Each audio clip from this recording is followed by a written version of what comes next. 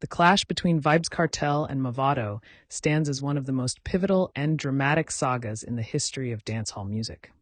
What began as a lyrical battle quickly evolved into a nationwide movement, fracturing communities and dominating headlines for years. This wasn't merely a musical rivalry, it became a cultural war. The feud, famously known as the Gaza versus Gully conflict, started in the mid-2000s when both DJs were ascending to the peak of their careers. Vybz Kartel, known for his aggressive lyricism, sharp wit, and charismatic stage presence, represented Portmore and founded the Gaza movement. On the other side was Mavado, the Gully god, who hailed from the cassava peace community and stood as the voice of Gully. Both men quickly became icons to youth across Jamaica. Initially, the tension began with lyrical jabs, subtle disses on mixtapes and stage shows. But it didn't take long for the subliminals to become direct. Tracks like Kartel's Neva Scared and Mavado's Wa Dema Do openly addressed each other, and fans were quick to take sides. It became more than entertainment, it was loyalty. One of the most infamous moments of the feud was the Sting 2008 stage show, an annual dancehall battlefield held in Portmore. Dancehall fans packed Jam World, anticipating a lyrical war between Kartel and Mavado. The performance did not disappoint. Though opinions remained divided on who won, the energy was electric, and the event solidified the rivalry as historic. As the lyrical warfare escalated, communities also began to align themselves with either Gaza or Gully. In neighborhoods, schools, and even workplaces, the division became personal. Young people formed groups that proudly claimed allegiance, and this tribalism led to frequent conflicts, sometimes violent ones. Schools had to implement intervention programs to discourage students from fighting over the feud. The media began covering the clash not just as entertainment news, but as a pressing national issue. Editorials debated whether the rivalry was fueling crime, while dancehall pundits discussed its implications for the genre. Politicians became concerned about how two artists could influence the nation's youth so heavily. Recognizing the social risk, the Jamaican government stepped in. In December 2009, Prime Minister Bruce Golding facilitated a peace meeting between the two artists. Held at the Jamaica Pegasus Hotel, the event brought Kartel and Mavado together to publicly declare an end to hostilities. They shook hands and encouraged their fans to do the same. This peace treaty helped simmer tensions for a while, but it didn't erase the years of rivalry embedded in the culture. While overt diss tracks ceased for some time, the subtle competitiveness lingered. Fans still clung to the identities formed during the height of the feud. Gaza and Gully had become more than names, they were movements. Musically, both artists continued to thrive. Kartel became more experimental, eventually cementing his legacy with massive hits like Clark's and Fever. Mavado, meanwhile, signed with DJ Khaled's We the Best music group and expanded his reach internationally.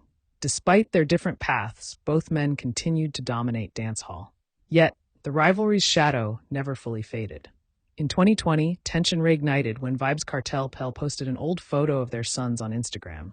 The post, seemingly innocent, led to another flare-up. Mavado interpreted the post as a veiled threat and publicly called out Kartel. Kartel dismissed it, calling Mavado overly sensitive.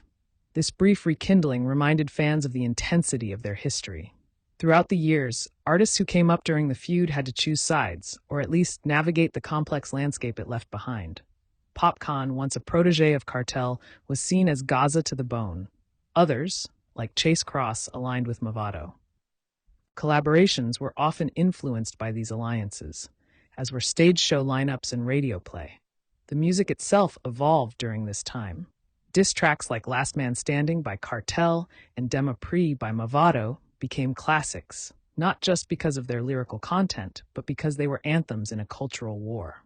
Fans studied every bar, decoding meaning and predicting who would respond and how. Even dancehall's landscape was transformed. Events were no longer neutral ground.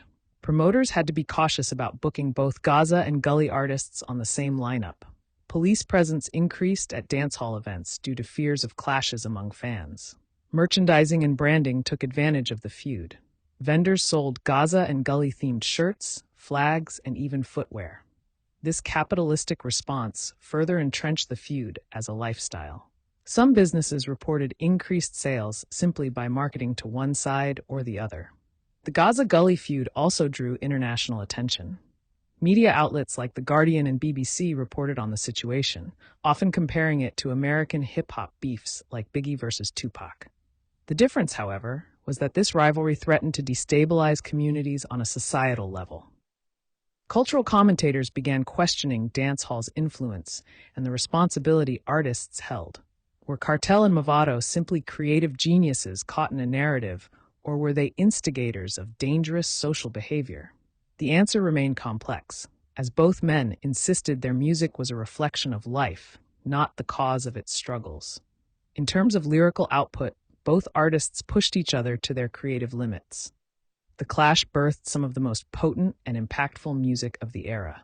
Their beef elevated the standards for lyrical sharpness and musical strategy in dancehall.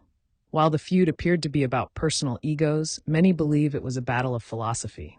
Kartel represented unfiltered expression, rebellion, and raw street energy. Mavado stood for survival, loyalty, and street honor.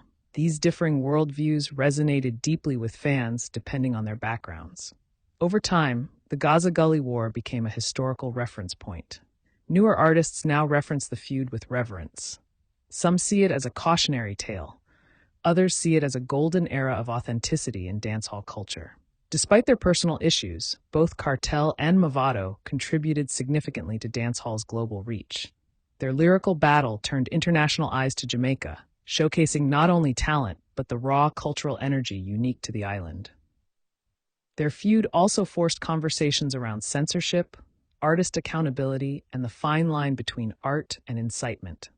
Government leaders, teachers, and parents all had to engage with the reality that music in Jamaica was more than entertainment, it was power.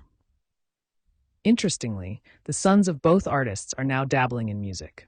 This has sparked speculation about a next generation of the Gaza Gully rivalry. While both artists claim to have moved on, fans wonder whether history may repeat itself. In some circles, fans still identify themselves as Gaza or Gully. The scars of the feud remain visible in dancehall culture. However, many agree that the rivalry, though dangerous at times, brought an unmatched level of excitement and engagement to the genre. Today, with Kartel behind bars but still releasing music and Mavado overseas continuing his career, both men remain giants in dancehall. Their legacies are intertwined, neither can be mentioned without the other. Their clash wasn't just a beef, it was a defining moment in Jamaica's cultural evolution. Ultimately, the Vybz Kartel and Mavado clash is remembered as a double-edged sword. It brought out the best and worst in dancehall: lyrical genius, raw energy, but also social unrest. It's a story of pride, influence, and two artists who changed the face of a genre forever.